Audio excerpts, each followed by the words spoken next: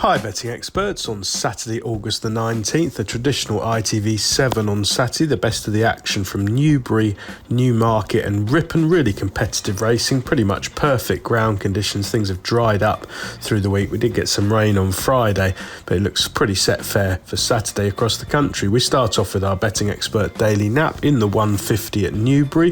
This is the Bet Victor Geoffrey Freer Stakes, a Group 3 Class 1 for 3-year-olds and upwards over an extended 1 mile 5, and I think Kamari can make all the running here. Now, this useful performer was in Meydan over the winter, took a run to come back to form, but was right back on song and showed a really good attitude under pressure to deny outbox at Newmarket last time out in the listed prize last month, unable to dominate as he preferred, but just knuckling down strongly in the closing stages to deny that rival. I think this is a slight jump up in class to Group 3 company at Newbury on Saturday, but he's won 3 of his 15 career starts. He's pretty hard knocking, tough stayer when he's played in, and I think he's got a chance to lead on his own under Buick and keep winding things up from the front on drying ground that should suit him ideally.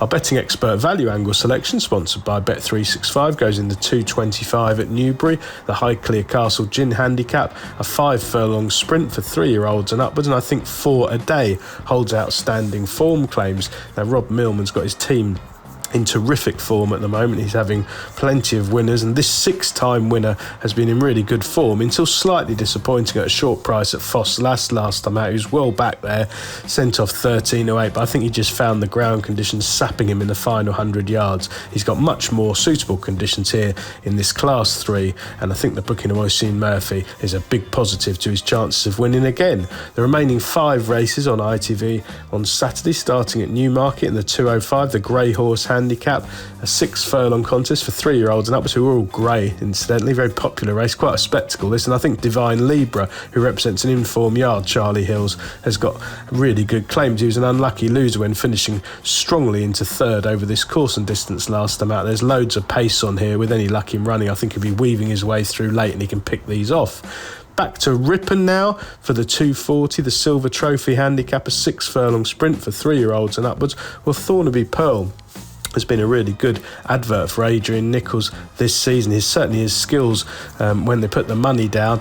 He's a course and distance winner in July, having been very heavily back down to 13.8 favourite. And if you watch that run back, he travelled like the winner throughout. You could name him hard on the bridle, cantering over them at halfway. Now, last time out, heavy ground did prove too much for him at Nottingham, but quicker ground here should be ideal. He handles Ripon particularly well, and this big field strong pace will set things up perfectly for his customary late run. Back to Newbury for the 3 o'clock, a handicap over 7 furlongs. So I think Bless Him is overpriced here. David Simcock's handicapper, well, he's frustrating. He's always ridden by Spencer. He's always dropped out last, and he always seems to finish strongly into 6th without ever getting involved. But I think he's got a good make-up here. There's some real pace on up front. Newbury will suit him, a big wide open spaces on decent ground, and I think at the price it's worth chancing that Spencer for once can time things to perfection.